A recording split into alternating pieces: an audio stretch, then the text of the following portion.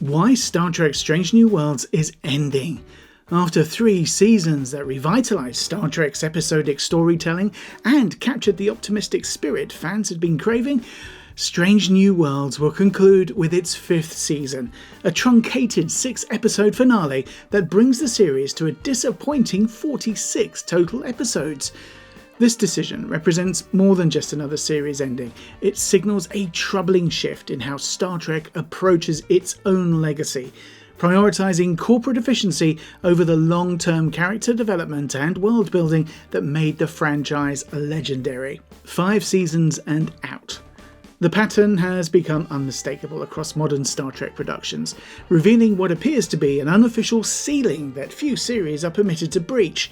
Star Trek Discovery ran for 5 seasons, Star Trek Lower Decks concluded after 5 seasons, and now Strange New Worlds follows the same trajectory, suggesting that Paramount has internalized specific metrics about streaming content profitability that prioritize quicker turnover over sustained storytelling. Even Alex Kurtzman, the current steward of the Star Trek franchise, has acknowledged in recent interviews that 5 seasons represents a pretty good run for a streaming show in the current entertainment landscape, a statement that would have been unthinkable during the golden age of syndicated television. This represents a fundamental departure from Star Trek's traditional approach to series development. The Next Generation, Deep Space Nine and Voyager each ran for 7 seasons, providing writers with the time necessary to develop complex character arcs, explore philosophical themes, and build the kind of narrative depth that transforms television into art. Those extended runs allowed for experimentation, failure, and eventual triumph. The truncated nature of Strange New Worlds' final season makes this limitation even more apparent. The 5th season will contain only 6 episodes, bringing the season total to 46 episodes, shorter than the first 2 seasons of Star Trek Enterprise combined. The compression forces writers to accelerate character development and rush through story arcs that would have benefited from more gradual exploration, ultimately shortchanging both the characters and the audience who invested in their journeys. Paramount's corporate uncertainty behind the curtain. The decision to end Strange New Worlds cannot be separated from the broader corporate instability that has plagued Paramount Global throughout the series' run. The ongoing merger discussions with Skydance Media have created prolonged uncertainty, complicated by lawsuits and regulatory challenges that have left the company's entertainment division in a state of perpetual flux. When corporate executives cannot predict their own company structure 6 months into the future, long-term creative commitments become, impossible to maintain. This instability has transformed Star Trek from a creative franchise into a financial chess piece, with each series evaluated not for its artistic merit, oh no, or its cultural impact, oh no, but for its immediate contribution to quarterly earnings reports.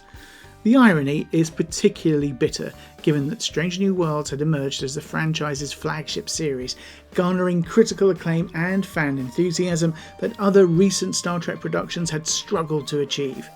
Under normal circumstances, such success would justify continued investment and expansion, rather than premature termination. Well, the merger uncertainty has also created a risk-averse environment where new projects face intense scrutiny, while existing series operate under constant threat of cancellation. Starfleet Academy, for instance, has been locked in for 2 seasons, but other announced projects remain in various stages of development limbo, which suggests that even Paramount's executives recognise the difficulty of maintaining creative momentum during periods of corporate upheaval, the flagship series that could have been.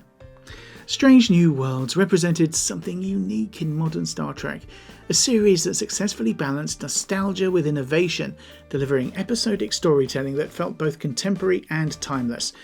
The show had become the flagship series for Star Trek, attracting attention and critical acclaim that shifted focus away from concluded series like Picard and Discovery.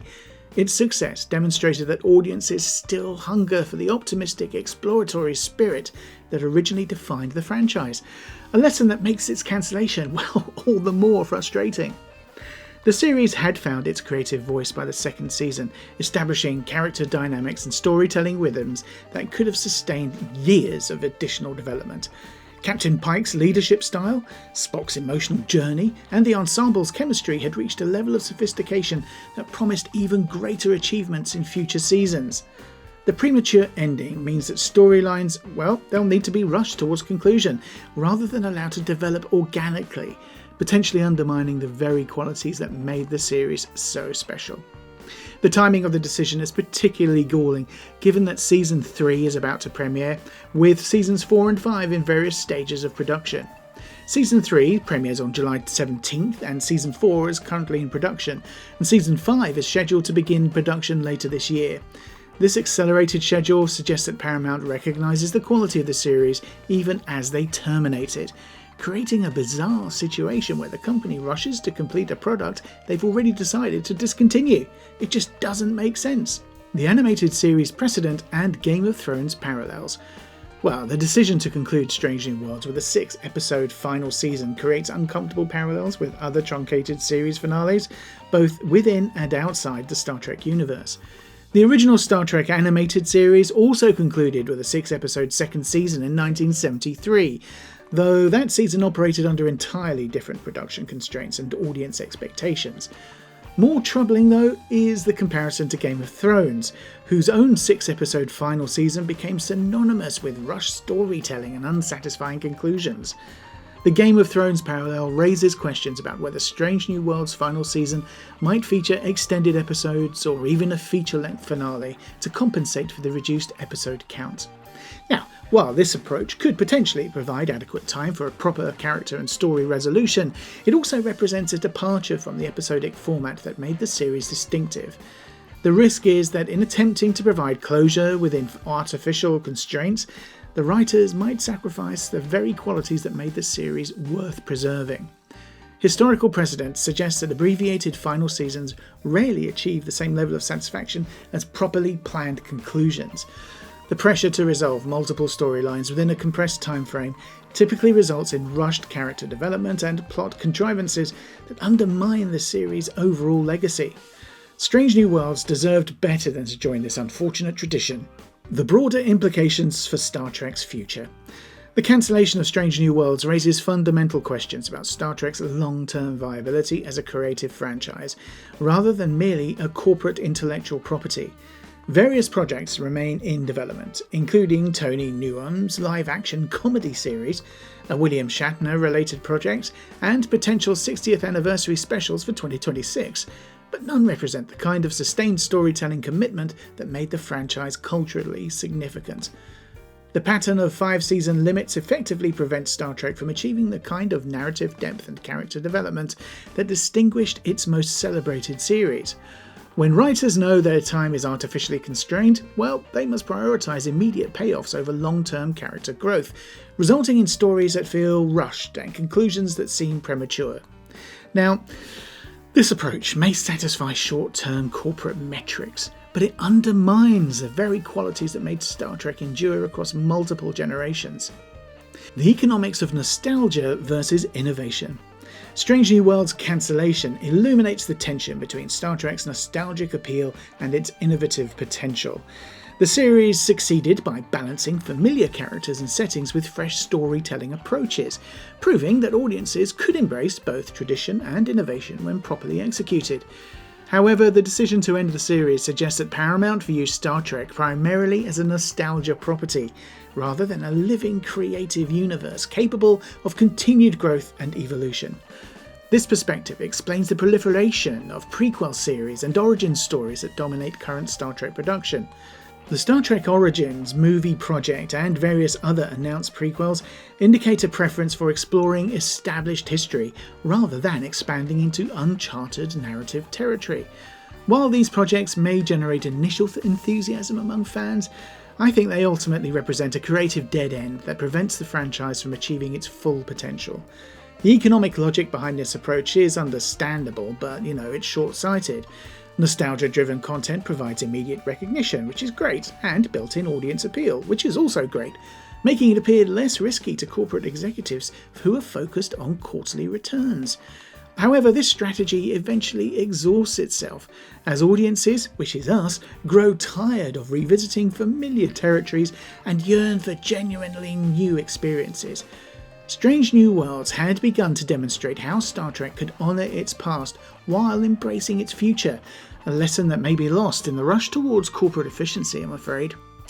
A missed opportunity for franchise reinvention.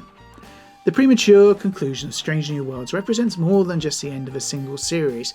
It symbolises a missed opportunity to reinvent Star Trek for a new generation of viewers, while maintaining the qualities that made the franchise legendary. The series had successfully demonstrated that episodic storytelling could coexist with serialised elements, that optimistic vision could address contemporary concerns, and that ensemble casts could develop meaningful relationships over time. This decision to terminate the successful experiment in favour of projects with predetermined endpoints reflects a fundamental misunderstanding of what made Star Trek culturally significant. The franchise's greatest achievements emerged from extended character development, philosophical exploration, and world building that required years of sustained creative effort. By artificially constraining series length, Paramount effectively prevents its creative teams from achieving the kind of narrative depth that distinguished the franchise's golden age. As the series prepares for its final seasons, fans can only hope that the condensed format will allow for proper closure while maintaining the qualities that made Strange New Worlds special. The franchise will undoubtedly continue in various forms, but you know what? The loss of this particular series represents the end of an era that balanced respect for Star Trek's past with genuine excitement for its future. A balance that future projects may struggle to achieve. Well, I hope you enjoyed this video and I look forward to seeing you on the next one. Live long and prosper. See ya. Bye.